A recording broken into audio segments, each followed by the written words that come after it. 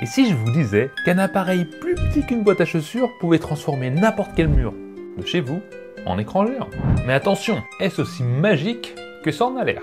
Parce qu'aujourd'hui on va parler de ça, du Jimgo N1S Nano. Nano parce qu'il est petit. Ce vidéoprojecteur portatif fait beaucoup de promesses. Et c'est pour ça que j'ai testé plusieurs semaines dans ma chambre avec un petit store pas cher. Et j'ai découvert pas mal de choses à la fois bien et certaines choses qui peuvent faire réfléchir. Alors si tu cherches un vidéoprojecteur, cette vidéo va pouvoir te plaire. Ou pas, à toi de voir.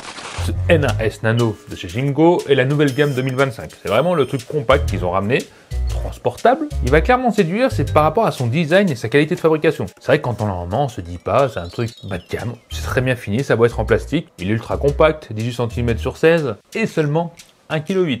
Bon, ça semble parfait pour les nomades, pour l'emmener de partout, sachant qu'on a une boîte plutôt bien faite et solide qu'on pourra emmener pour transporter. Voilà, il fait du Full HD, mais bon, le tout c'est de savoir est-ce que la qualité est au rendez-vous. Et c'est peut-être là vous allez voir. Bon, avant de passer sur la qualité d'image, à l'arrière on a quand même un port USB, un HDMI ARC compatible avec la plupart des barres de son et une prise jack pour ceux qui veulent brancher un casque. Il faut savoir que le son il bombarde. Première surprise, quand j'ai allumé ce vidéoprojecteur en pleine journée, c'était dingue. On voyait rien. Avec ces 460 lumens, on est clairement sur un vidéoprojecteur pour regarder dans l'obscurité. Ce n'est pas un vidéoprojecteur pour la journée. Alors j'ai fermé les volets, j'ai tiré les rideaux et là, son image s'est révélée. Pour un si petit appareil, franchement, c'est pas mal. On est mis en projection Full HD, des beaux contrastes, des couleurs plutôt vives. La netteté est en rendez-vous, même si on reste en 1080p. Oui, j'ai pris l'habitude d'avoir du 4K, c'est le Graal. Enfin bref. Et dans l'ensemble, j'ai été plutôt impressionné. Regardez ces images, ce contraste rendu. Quand on met des images de qualité, bien sûr, on recherche des bonnes images.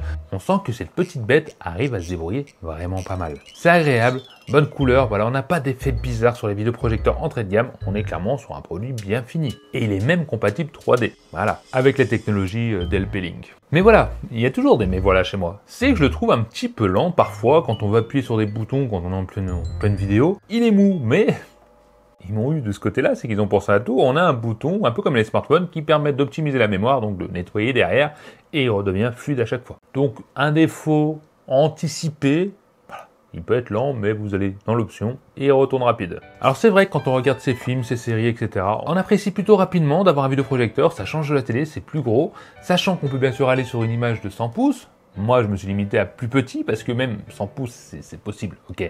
Mais l'image sera moins bonne, on reste sur du 1080p, donc vaut mieux viser du 80 pouces pour avoir une image optimale. D'ailleurs, une autre option intéressante qu'ils ont mis dessus, c'est la protection des yeux automatique. C'est réglable, dès qu'on passe devant, la projection se met en basse lumière, donc il y a moins de risque de se griller les yeux quand on regarde, surtout si on a des enfants, donc ça c'est bien. Après, elle est un peu sensible, mais ça va, heureusement que c'est réglable. Ce qu'il y a de bien aussi sur ce Nano, c'est qu'on a Google TV intégré, donc Netflix, Disney+, tout ça, bien sûr. C'est légal, c'est pas des trucs pris en Chine, je ne sais où. Voilà, on est vraiment sur le truc officiel, donc on peut tout installer dessus. Ça fonctionne très bien. Et donc tout ce qui est Netflix, Prime, etc. fonctionneront bien en 1080p. Mais attendez, il y a quand même pas mal de technologie là-dessus. Et il y en a une que vous allez aimer, et c'est son côté nomade qui fait ça. Bon, à part que c'est un mode gimbal qui peut... Voilà, on peut l'orienter le haut vers le bas, donc le regarder sur le plafond, sur les murs, etc. C'est qu'il y a un autofocus à trapèze automatique et tout ce qui s'ensuit. On peut le projeter sur un mur, à gauche, à droite, au milieu, de tous les côtés. Il va mettre l'image automatiquement en format d'image 16:9. Ça ne sera pas déformé, et ça, c'est quand même sacrément réussi, surtout qu'il est rapide. Franchement, il se débrouille très bien de ce côté-là, et c'est super agréable. C'est ce qui le rend agréable dans le côté nomade. On peut l'emmener, on le pose à un endroit, et voilà, l'image sera plate et correcte, pas besoin de régler pendant 25 minutes, c'est chiant. Alors quand c'est comme moi, un peu sur le côté, quand on a un petit écran, bien sûr on viendra le régler, mais sur un mur blanc à l'extérieur, ou je ne sais où chez des amis, c'est top. Sachant que comme je vous ai dit, on a 2 haut-parleurs de 5 watts, mais ne faites pas attention aux chiffres, parce qu'écoutez-moi ça.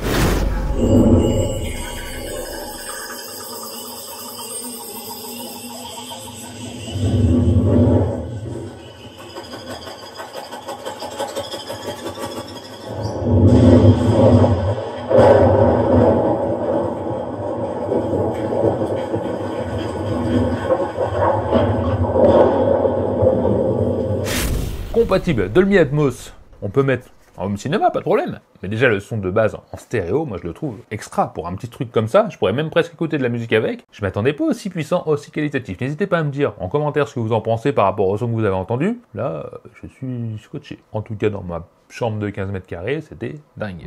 Alors j'ai testé ce projecteur intensivement, voilà, ça fait plusieurs jours que je l'utilise. Comme je vous ai dit, série, films, de grands films, etc. J'ai essayé avec la lumière de la chambre. Quand on met une lumière standard de la chambre où c'est pas éclairé direct sur la toile, franchement, c'est possible. On peut regarder, bon, on perd les contrastes, les noirs, mais ça se joue, ça se fait. Dans le noir, c'est beaucoup mieux. Pour un store à 30 balles, l'image est vraiment pas mal en soi.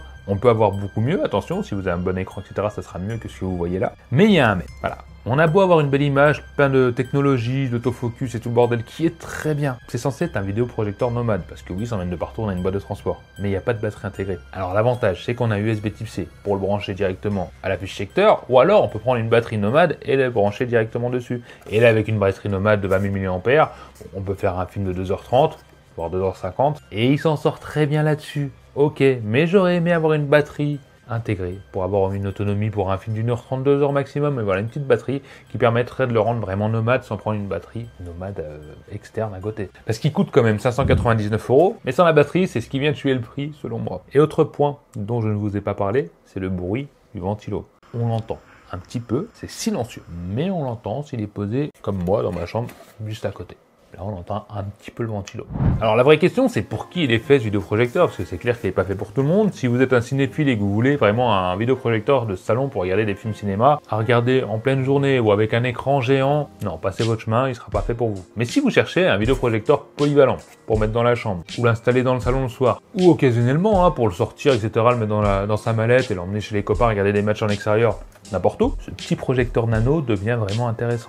Alors, vous l'avez compris, il n'est pas parfait. J'ai adoré son image en général, quand il fait sombre, le son, c'est vraiment ce que j'ai préféré là-dessus. Son côté compact, le côté gimbal pour l'orienter de partout et qui se règle automatiquement, ça c'est vraiment bien. Attention, c'est quelque chose qu'on ne trouve pas de partout. Et Google TV intégré, d'ailleurs on a même la recherche vocale sur la télécommande, bon tout le monde fait ça, faut savoir qu'elle y est. Et voilà, c'est vrai qu'une batterie intégrée ça aurait été mieux. Et un peu plus de luminosité pour regarder en journée, mais bon, vu la taille on peut comprendre que c'est quand même limité. Donc voilà, si tu veux un projecteur dans ta chambre ou dans un petit salon, le noir, et que tu veux l'accrocher, parce que oui on peut l'accrocher au plafond, parce qu'on a bien ce qu'il faut ou sur un trépied, etc. Va lâche-toi, je te mettrai le lien en description si tu as envie d'aller faire un tour. C'est un bon vidéoprojecteur, très bien équipé. Après, voilà, tu m'as compris, si tu vas au cinéma, un truc de ouf dans le salon en pleine journée, non, de toute façon, il faudra mettre plus cher. Voilà. Voilà ma conclusion. Des fois, je ris de mon manque de professionnalisme. J'ai bâclé ma conclusion. J'espère pas, bon, dites-moi en commentaire, hein, si c'était pourri, lâchez-vous. Et si c'est pas le cas, bah, abonnez-vous. Hein. C'est votre façon de me dire merci et que vous adorez ça. Bon, les Toukimon, je vous dis à la prochaine vidéo en espérant que ça vous ait plu. Bye.